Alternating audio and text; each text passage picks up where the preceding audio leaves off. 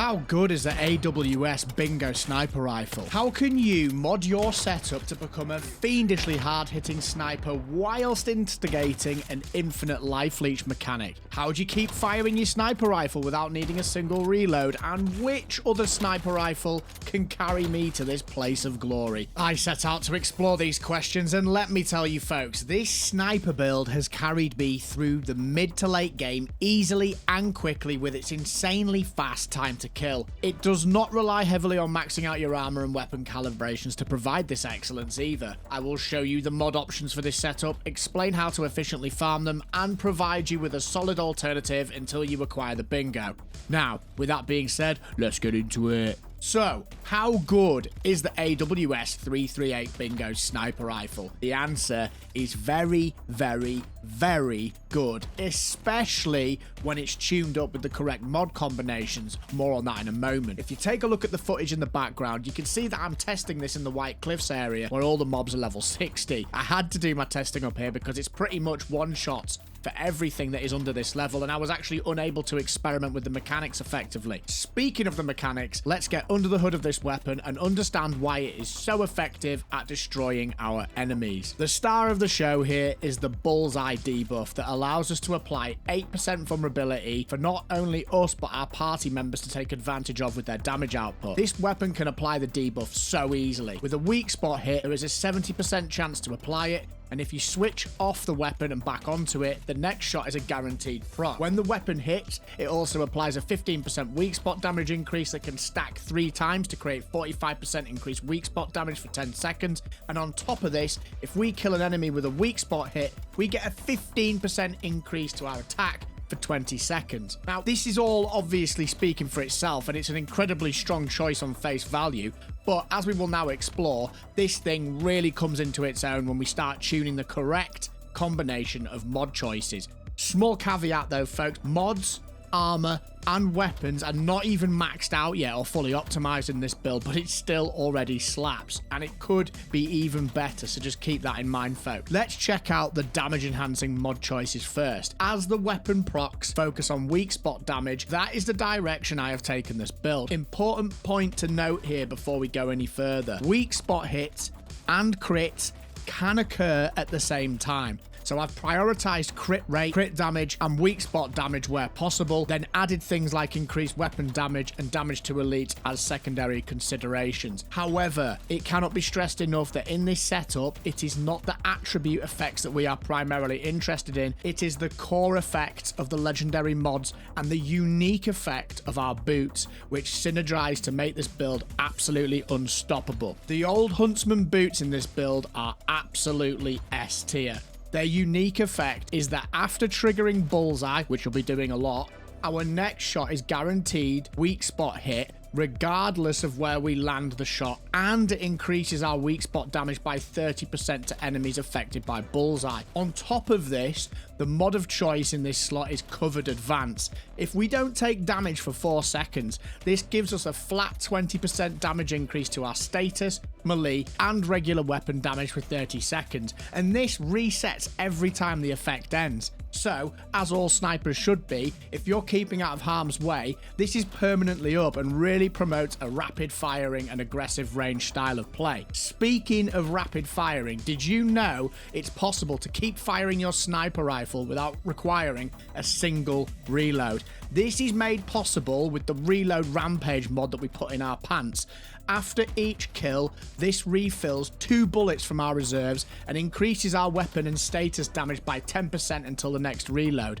As we are consistently 1 to 3 shotting most enemies, this means for the vast amount of time we're continuously replenishing ammo in the magazine as a result, and we can spam fire this already devastatingly hard-hitting weapon with very little downtime, enhancing our DPS output substantially. It's literally like an automatic cannon, folks. It's fantastic. Couple this with our mask mod, Targeted Strike, which gives us plus 10% crit rate and plus 25% crit damage on enemies marked with Bullseye, and Precise Strike that grants us 12% weak spot damage when hitting a weak spot up to 3 times for a total of 36%. You can see just how insanely hard hitting this build is going to be, and it only compounds the longer a fight goes on, and it only compounds the more we start to acquire all these extra weak spot attributes which come from all avenues of our setup. More on that later, folks. The gloves are a bit of a flex here. You can pop a weak spot damage boost for 20% increased weak spot damage, or you could put a crit rate boost mod in for an extra 12%. I think crit rate may actually edge it here, as when you land weak spot shots that turn into a crit, the numbers truly fly. When all the mods and effects are singing together, we've got the following going on. 45% weak spot damage from the bullseye proc,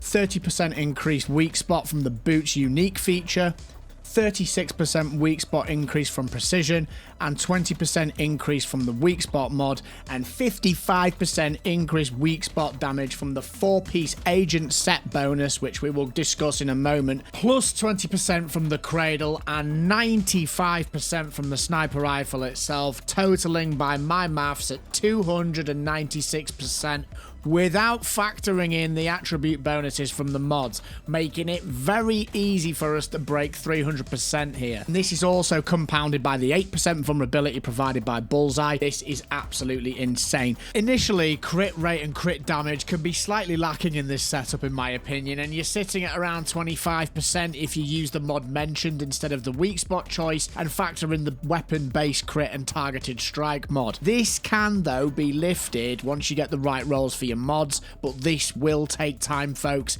And the other really useful thing you can do here is to replace the calibration attributes with a rapid fire sniper calibration that contains either the doubled increased crit rate stats or a blend of crit damage and crit rate, or even weak spot if you're that way inclined. I would recommend leaning towards crit though, just to boost that number a little bit, and you can acquire these by disassembling legendary and rare sniper rifles. There's also a 15% increased attack from the weapon effects on the bingo and a 10% weapon damage increase from rampant reload to round this all off. How can I instigate infinite life leech to support this insane DPS synergy? The icing on the cake is the survivability mod, which you can slot into your weapon itself. That is recovery mark. This grants us 15% HP and 25% stamina when defeating any marked enemy. There's the kicker. So as soon as you kill any enemy actively marked by Bullseye, you regain health. You can very rapidly regain a vast quantity of HP if you spread this out across multiple enemies,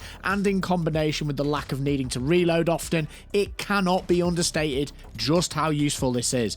I stack this with the legendary Enduring Shield, which grants stacks of Safe Haven every 5 seconds as well for good measure, folks. But how do you get all these mods? Aside from the pinned comment with the list of locations for them, the way that I've accumulated most of these and what you're seeing on the screen now is really simple, folks. I just farmed Theta and Psi silos. This kills 2 birds with 1 stone when you're leveling, because you get insanely good XP per mob. It's 220 XP per kill, so you're leveling and accumulating mods as you go. It's highly efficient. If you can get a level 50 or someone around that area to jump in with you and start grinding with you, you're going to be laughing, folks. Onto the gear setup. For the gear itself, it's very simple. I've opted for 4 pieces of the agent set, which gains us 55% weak spot increase when all the procs are singing together, along with bullet saver effect and a 10% increased fire rate, which directly synergizes with rampant reload, allowing us to fire even faster. Before I tell you how to get another S-tier sniper rifle, if you could drop this video a like and the channel a subscribe,